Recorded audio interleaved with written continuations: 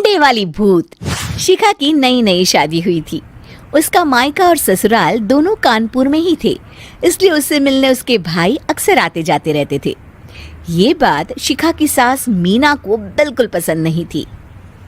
Mummy जी, आज राहुल भैया आ रहे हैं। कौन, तेरे चाचा का लड़का? जी मम्मी जी। अरे पर वो तो दिल्ली में रहता है ना? हाँ मम्मी जी, उन्हें कल सुबह दिल्ली के लिए निकलना है, तो वो आज मुझसे मिलते हुए कल सुबह यहीं से निकल जाएंगे। हमने तो धर्मशाला खोल रखी है ना। कुछ कहा क्या मम्मी जी? मैंने कहा हाँ हाँ, आने दे तेरे भैया को, जमकर खातिरदारी करेंगे। अब तो कुछ करना ही पड़ेगा, इससे पहले कि मेरा घर धर्मशाला बन जाए। ये कैसी बातें कर रही हो मीना? सच ही तो कह रही हूँ। अभी इसकी शादी को साल भर भी नहीं हुआ और आए दिन इसके घर वाले आ धमकते हैं। अरे तो क्या हुआ, वो इसी शहर में रहते हैं तो हाल चाल लेने आ जाते हैं।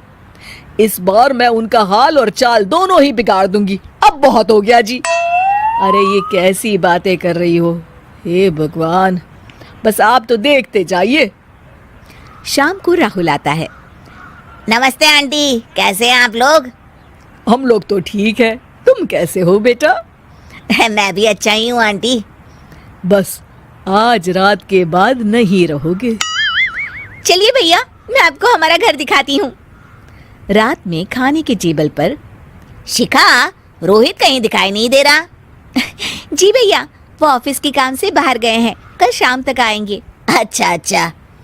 बेटा, क्या तुम भूत प्रेत में मानते हो?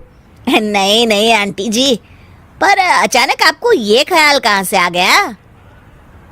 पता नहीं क्यों, कभी कभी मुझे लगता है जैसे रात के समय बैठक में कोई घूमता रहता है। ये आप क्या कह रही हैं मम्मी जी? हाँ, तुम लोग घबरा ना जाओ, इसलिए मैंने आज तक इस बारे में कुछ नहीं कहा। ये आपका वहम होगा आंटी जी, ऐसा कुछ नहीं होता। हो सकता है। चलो अब मेरा सोने का टाइम हो गया है तो चलती हूँ मैं। शिखा बेटा, राहुल के सोने की व्यवस्था वहीं दीवान पर कर देना। जी पापा जी। अब चलिए भी।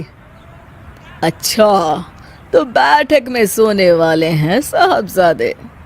क्या बड़बड़ा रही हो? कुछ नहीं, आप सो जाइए।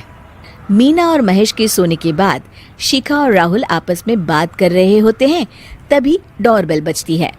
अरे आप! सरप्राइज! काम जल्दी खत्म हो गया तो मैं आज ही चला आया। ये तो बहुत अच्छा किया। देखिए राहुल भैया भी आए हुए हैं, आप दोनों का मिलना भी हो जाएगा। कैसे हो रोहित? मैं तो ठीक हूँ भैया। शिखा, मैं भी आज यहीं सो जाता हूँ, राहुल भैया से बातचीत भी हो जाएगी। अच्छा अच्छा, ठीक है। मीना आधी रात को उठती है, कंबल मुंह से पैर तक ओढ़ के डंडा लेके बैठक में आती है और देखती है दीवान पर चादर ओढ़े कोई लेटा हुआ है। देखो तो कैसे मजे से सो रहा है बहन के ससुराल में।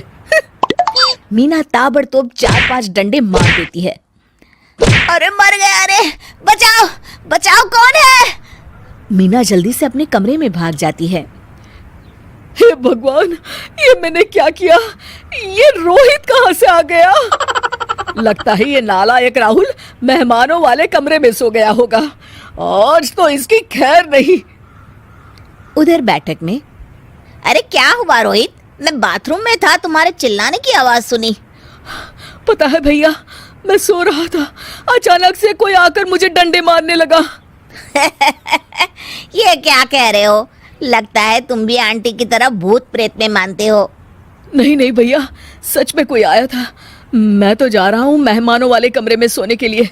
इस समय अपने रूम में जाऊंगा तो शिखा की नींद खराब हो जाएगी। ठीक है भाई, जाओ तुम, जहाँ तुम्हारा भूत डंडा लेके ना आ सके। थोड़ी देर बाद मीना कंबल ओढ़ के डंडा लेकर मेहमानों वाले कमरे में पहुंच जाती है। वो बिस्तर पर सोए रोहित को फिर डंडों से मारने लगती है। अरे मर गया, अरे मर गया। तू भूत प्रेत में नहीं मानता ना? ये ले, अब डंडे खा। हैं? ये तो माँ की आवाज है। रोहित कंबल खींच देता है। बेटा तू? अरे ये क्या कर रही हो माँ? मार मार के मेरा भरता बना दिया आपने। माफ कर दे मेरे लाल, मैंने तो तुझे ही मार मार के लाल कर दिया। मैं तो उस राहुल के बच्चे को सबक सिखाना चाहती थी। राहुल भैया को? हाँ बेटा, मुझे लगा अगर उसे डंडे मारूंगी तो शिखा के मायके वाले यहाँ आना छोड़ देंगे। हे भगवान, माँ, ये घर शिखा का भी है, उसके घर वाले जब चाहे आ सकते हैं। हाँ बेटा, आज मुझे भगवान का इशारा समझ में आ गया। मैं कितना गलत करने चली थी और अपने ही बेटे को चोट पहुंचा दी। अब चुपचाप जाके सो जाओ माँ, और किसी को कुछ बताने की जरूरत भी नहीं है।